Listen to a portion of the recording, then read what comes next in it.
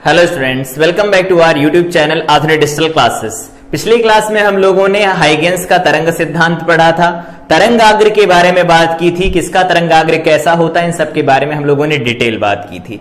आज की क्लास में हम लोग हाइगेंस की द्वितीयक तरंगिकाओं के सिद्धांत के बारे में पढ़ेंगे। तो अगर पहली क्लास को रिकॉल करना चाहते हैं तो यहां पर देख सकते हैं क्या क्या पढ़ा था हम लोगों ने पिछली क्लास में।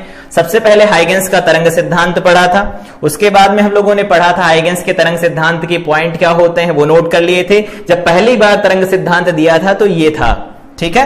उसके बाद हम लोगों ने पढ़ा था तरंगाग्र क्या होता है, बिंदु स्रोत का तरंगाग्र गोलीय होता है, रेखीय का होता है बेलनाकार, समतल का समतलीय होता है, बिंदु स्रोत को दूर से देखा जाता है तो वो भी समतलीय दिखता है।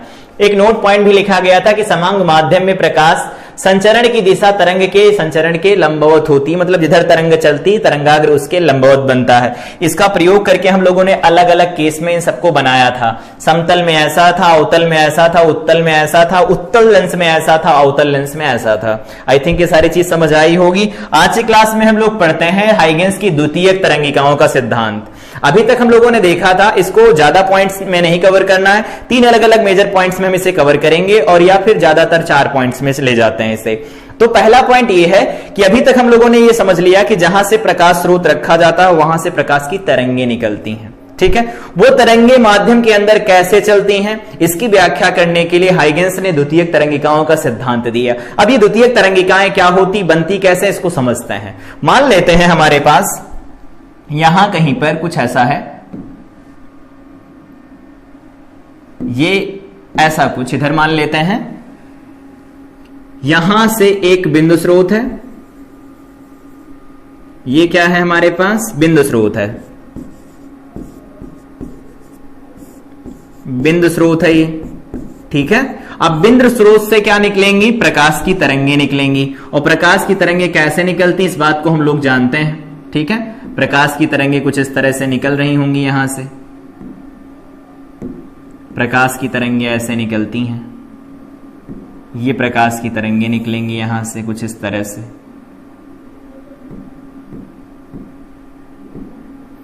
एक इधर निकाल दो, ये प्रकाश की तरंगे निकल रहे हैं, इसको हटा देते हैं, ऐसा ये प्रकाश तरंगे निकल रही हैं। तो प्रकाश तरंगे निकलती तो तरंगाग्र तो खींचना जानते हैं, ये बिंदु स्रोत है, बिंदु स्रोत का तरंगाग्र कैसा होता है, गोलीय होता है। खींच दो इसे, तो बिंदु स्रोत का तरंगाग्र अगर गोलीय होता है तो हम इसे खींच देते हैं, ये है बिंदु स्रोत, तरंगाग्र होता है गोलीय, तो हम ऐसे खींचते चले जाएंगे, चारों तरफ होगा ये, ध्यान रखना है, चारों तरफ बनेगा ये ऐसा, ठीक है, ये ऐसा बन जाएगा, ठीक है। ये हमारे पास तरंगाग्र बन गया। लिखना चाहे तो लिख लेते हैं, ये क्या है, तरंगाग्र है, ये तरंगाग्र बन गया। अब ये हाइगेंस का जो द्वितीयक तरंगिकाओं का सिद्धांत है वो क्या कहता है, सुनते हैं।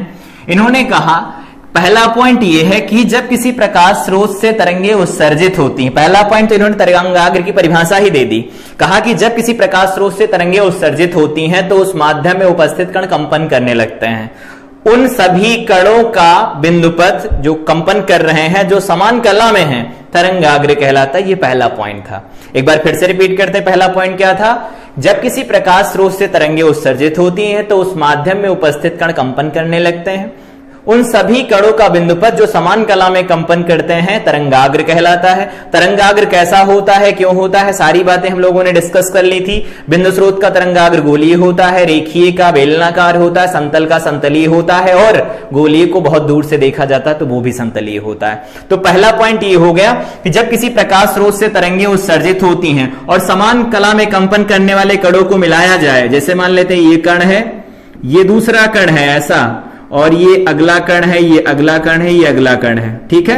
इन्होंने ऊर्जा अवशोषित कर ली और ये क्या करने लगे, कंपन करने लगे। इन सबको मिलाया तो हमें तरंगाग्र मिल गया। ये बात तो हम लोगों ने पहली थ्योरी से भी पढ़ ली थी। आज की थ्योरी नई क्या है, तो आज की थ्योरी नई है द्वितीय तरंगिकाओं का सिद्धांत कि यहां से प्रकाश तरंगे आगे कैसे चलती हैं। तो अगर माध्यम समान है तो यहां पर अगर चाल इनकी v थी तो आगे भी ये v चाल से चलेंगी, लेकिन अब यहां पर क्या होगा, जो ये पॉइंट है यहां पर, ये जो पॉइंट्स लिखे गए हैं लिख देते हैं इस पॉइंट में कि तरंगाग्र पर उपस्थित उपस्थित प्रत्येक बिंदु नए प्रकाश स्रोत की तरह कार्य करता है, नए प्रकाश स्रोत की तरह, नए प्रकाश स्रोत की तरह कार्य करता है। मतलब पिछला वाला जो स्रोत था अब उसे हमें नहीं देखना है, अब नए को देखना है। यह प्रकाश स्रोत मुख्य स्रोत था, इसने तरंगे उत्सर्जित की, माध्यम के कण कंपन करने लगे, तो अब माध्यम के कण हमारे लिए प्रकाश स्रोत का काम करेंगे, और जो प्रकाश स्रोत का काम करता वहां से तरंगे उत्सर्जित होती हैं, और उन तरंगों के लंबवत अगर हम तल बनाते तो वो तरंगाग्र होता है। तो यहां पर अगर बात करें हम, इधर नया पॉइंट कि यहां से तरंगे उत्सर्जित होंगी। यहां पर मान लेते हैं ऐसी तरंग निकली, ये इधर चली गई, ये इधर चली गई, यहां से तरंग निकली, ये इधर चली गई, इधर चली गई, तरंगे निकलेंगी। यहां से तरंग ऐसे निकलना शुरू कर देंगी, कुछ इस तरह से तरंगे निकलने लगेंगी, कुछ इस तरह से तरंगे निकलेंगी। तो देखो तरंगाग्र के उपस्थित जो प्रत्येक बिंदु था नए प्रकाश स्रोत की तरह काम करता, और यहां से क्या निकलती हैं, द्वितीयक तरंगिकाएं निकलती हैं, द्वितीयक तरंगिकाएं, ये द्वितीयक तरंगिकाएं निकलती हैं। और द्वितीयक तरंगिकाओं के बारे में बात करें, ये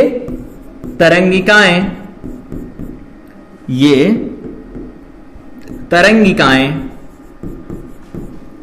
समान चाल से, जो पहले से आ रही थी, समान चाल से उसी माध्यम में आगे बढ़ती हैं या आगे संचरित होती हैं, ये उस माध्यम में आगे संचरित हो जाएंगी। ठीक है, ये पॉइंट क्लियर हुआ कि जब किसी प्रकाश स्रोत से तरंगे उत्सर्जित होती तो माध्यम के कण कंपन करने लगते हैं, उन कणों का बिंदुपथ जो समान कला में तरंगाग्र कहलाता है। तरंगाग्र के ऊपर उपस्थित प्रत्येक कण अब नए प्रकाश स्रोत की तरह काम करता है, और यहां से द्वितीयक तरंगिकाएं निकलती हैं। ये द्वितीयक तरंगिकाएं जहां पर मिलती, समान कला में कंपन कर रहे होंगे कण, उन सबको फिर से मिला दिया जाए, अगर उन सबको फिर से मिला दिया जाए, मान लेते हैं यहां कहीं पर कण है, तो हमें द्वितीयक तरंगाग्र भी मिल जाएगा। प्राथमिक तरंगाग्र तो था, द्वितीयक तरंगाग्र भी मिलेगा। इसी तरह से इसको एक्सप्लेन किया जा सकता है कि अगर समतलीय तरंगाग्र हो तो भी एक्सप्लेन कर सकते हैं। जैसे ये हमारे पास प्रकाश स्रोत है समतलीय, इस पर बहुत सारे कण है, जो मान लेते हैं ये ऐसे कण दिए गए हैं, खूब सारे कण है जो प्रकाश उत्सर्जित कर रहे हैं, ऐसे कण दिए गए हैं जो प्रकाश उत्सर्जित कर रहे हैं, तो इनसे तरंगे ऐसे निकलेंगी, हम जानते हैं ये तरंगे कुछ ऐसे निकलेंगी, ऐसे आगे तो स्फेरिकल ही बनेगा। अब देखो ये जितने भी कण यहां पर मिले हमें, यहां पर ये जितने कण मिलेंगे, ये वाले कण देखो समान कला में है ना, बिल्कुल समान कला में दिख रहे हैं। तो समान कला में जो ये कण है इनको मिला दिया जाए, समान कला के जो कण है इनको अगर हम मिला देते हैं कुछ इस तरह से, तो हमें क्या होता है, यहां पर तरंगाग्र मिल जाएगा। ये क्या है, तरंगाग्र मिल जाएगा। अब ये तरंगाग्र क्या करेगा, इसके ऊपर उपस्थित हर एक कण एक नए प्रकाश स्रोत की तरह काम करेगा, और यहां से द्वितीयक तरंगिकाएं निकलेंगी। तो द्वितीयक तरंगिकाएं निकलेंगी तो अब क्या होगा, यहां से अलग अलग दिशाओं में तरंगिकाएं निकलेंगी कुछ इस तरह से, ये ऐसे तरंगिकाएं निकल रही होंगी चारों तरफ, ऐसा, ये इस तरफ तरंगिकाएं निकलेंगी, हर तरफ तरंगिकाएं निकल रही होंगी, ऐसा। ठीक है, और इनको आगे बढ़ाया जाए, किसी समय पर हम अगर एक लाइन खींचते हैं जो समान कला में कंपन करने वाले कण मिलेंगे, ऐसा, तो हम यहां पर कह सकते हैं फिर ये आगे समान कला में होंगे तो तरंगाग्र नया होगा। तो इसमें समतल में तरंगाग्र ऐसे ऐसे आगे की तरफ बढ़ता, समतलीय स्फेरिकल में या बिंदु स्रोत में स्फेरिकल जैसा तरंगाग्र बनाते हुए आगे बढ़ता है। दोनों का की पॉइंट यही है कि किसी भी प्रकाश स्रोत से तरंग उत्सर्जित होती हैं तो अपने अगल बगल जो माध्यम होता है उसके कणों को ये ऊर्जा देती हैं और माध्यम के कण कंपन करने लगते हैं। और जब माध्यम के कण कंपन करेंगे उस केस में क्या होगा, उस केस में जितने भी कण होंगे वो दूसरे कणों को ऊर्जा स्थानांतरित करेंगे। तो हाइगेंस की द्वितीयक तरंगिकाओं के सिद्धांत के आधार पर जो कण कंपन करने लगते हैं वो अब नए प्रकाश स्रोत की तरह काम करते हैं, वहां से द्वितीयक तरंगे निकलती हैं जिनको हम द्वितीयक तरंगिकाएं कहते हैं। और ये उसी चाल से आगे बढ़ती हैं, जैसे वी चाल से चल रही थी तो ये भी वी चाल से इस माध्यम में आगे बढ़ती हैं। ये था हाइगेंस की द्वितीयक तरंगिकाओं का सिद्धांत। अब एक बार इसे रिटन फॉर्म में देख लेते हैं कि क्या क्या पॉइंट्स हैं। जो भी बताया वो सारा कुछ यहां पर कवर किया गया है। पहला पॉइंट है, जब किसी प्रकाश स्रोत से तरंगे निकलती हैं तो उस माध्यम के कण कंपन करने लगते हैं। किसी क्षण समान कला में कंपन करने वाले कणों का बिंदुपथ जो होता है वो क्या कहलाता है? तरंगाग्र कहलाता है। तरंगाग्र में भी ये पढ़ा था। दूसरा पॉइंट ये है, तरंगाग्र पर स्थित प्रत्येक बिंदु एक नए स्रोत की तरह कार्य करता है। ये बात भी हम लोगों ने पढ़ी अभी कि जो भी बिंदु होगा तरंगाग्र के ऊपर वो नए प्रकाश स्रोत की तरह काम करता है, जिनसे द्वितीयक विक्षोभ कहते हैं। मतलब ये दोबारा डिस्टरबेंस बनाएगा माध्यम के अंदर और इनसे द्वितीयक तरंगे निकलकर सभी दिशाओं में फैल जाते, जिनको द्वितीयक तरंगिकाएं कहा जाता है। विक्षोभ का मतलब ये होता है डिस्टरबेंस, जो यहां पर स्रोत बन जाएगा एक नया, और यहां से प्रकाश तरंगे दोबारा निकलेंगी। समांग माध्यम में द्वितीयक तरंगिकाएं प्राथमिक तरंगाग्र की चाल से चलती हैं। प्राथमिक तरंगाग्र जिस चाल से चल रहा था उतनी चाल से ये भी चलेंगी। आगे है, किसी क्षण आगे बढ़ती हुई इन द्वितीयक तरंगिकाओं को स्पर्श करता हुआ उभयनिष्ठ तल खींचा जाए। यहां पर देखो, द्वितीयक तल खींचा जाए, द्वितीयक तल खींचा जाए, तो वही कह रहे हैं उभयनिष्ठ तल उस क्षण तरंगाग्र की नई स्थिति प्रदर्शित करता है। और अगला पॉइंट दिया गया है, समांग माध्यम में तरंगाग्र सदैव तरंग या फिर ऊर्जा, तरंग में क्या चलती? ऊर्जा के संचरण के दिशा के लंबवत होता है।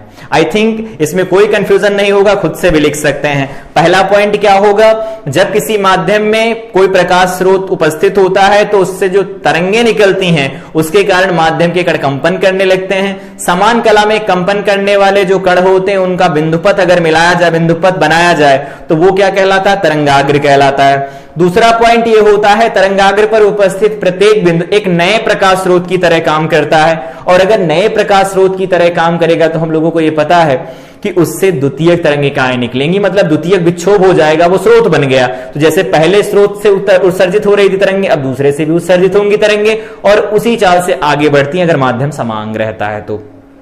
फिर अगला पॉइंट यहां था, किसी क्षण आगे बढ़ती हुई इन द्वितीयक तरंगिकाओं को स्पर्श करता हुआ, उसमें जो समान कला में कंपन करने वाले कण है ना, उनको स्पर्श करता हुआ एक तल बनाया जाए तो वहां पर हमें द्वितीयक तरंगाग्र की स्थिति बताएगा, और पहले की तुलना में वो उतनी तेज चल रहा होगा। लास्ट पॉइंट यहां भी दिया भी गया है कि समांग माध्यम में जो तरंगाग्र होता है सदैव तरंग संचरण की दिशा के लंबवत होता है। अगर वहां सारी चीज नहीं समझ में आ रही तो यहां से समझेंगे, कोई बिंदु स्रोत है, प्रकाश उत्सर्जित करेगा, यहां पर उसके कण जो होंगे, माध्यम के जो कण होंगे कंपन करने लगेंगे, समान कला में कंपन करने वाले कणों को मिलाएंगे, तरंगाग्र मिलेगा। अब यहां से द्वितीयक तरंगिकाएं निकलेंगी, और द्वितीयक तरंगिकाएं जब वहां से निकलेंगी तो उनके समान कला में कंपन करने वाले कणों को मिलाया जाएगा तो द्वितीयक तरंगाग्र मिलेगा हमें।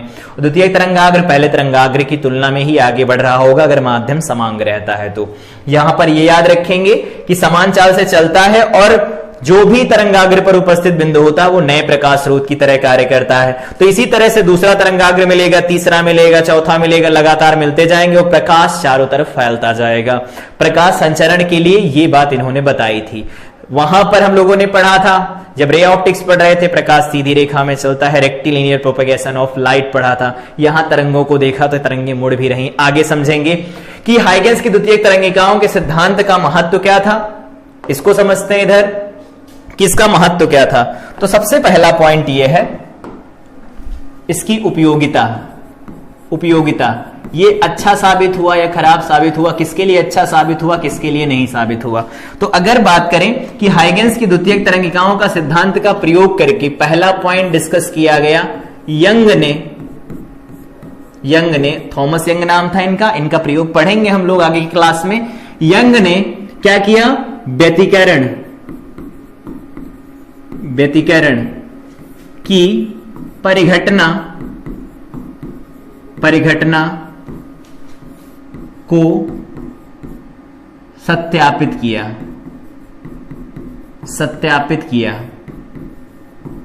देखो ये बात कर रहे थे कि प्रकाश तरंग है, लेकिन प्रकाश तरंग इसकी पुष्टि ये नहीं कर पाए, तो यंग ने क्या किया, इसकी पुष्टि कर दी। और यंग ने पुष्टि कर दी, उसका मतलब ये है न्यूटन का कणिका सिद्धांत जो उस समय ऑप्टिक्स उन्होंने पब्लिश करवाई थी अपनी बुक, वो बुक उस समय पीक पर थी, उनका जो सिद्धांत था वो डोमिनेटिंग था। लेकिन इस प्रयोग के बाद में उनकी थ्योरी पर झटका लगा कि वो तरंग भी हो सकता है प्रकाश, तो प्रकाश तरंग होता है। न्यूटन ने तो एक्सेप्ट नहीं किया, लेकिन लोगों को लगने लगा कि हाँ प्रकाश तरंग भी हो सकता है, और हो सकता है तो उसकी पुष्टि भी इन्होंने कर दी। दूसरा पॉइंट, इसका दूसरी उपयोगिता क्या थी, इसका प्रॉफिट क्या था, एक नाम था उनका फ्रेनल, हिंदी में लिखा जाता है, इंग्लिश में कहा जाता है फ्रेजनल। फ्रेजनेल। फ्रेजनेल ने क्या किया? फ्रेजनेल ने विवर्तन की व्याख्या कर दी। फ्रेजनेल ने विवर्तन की परिघटना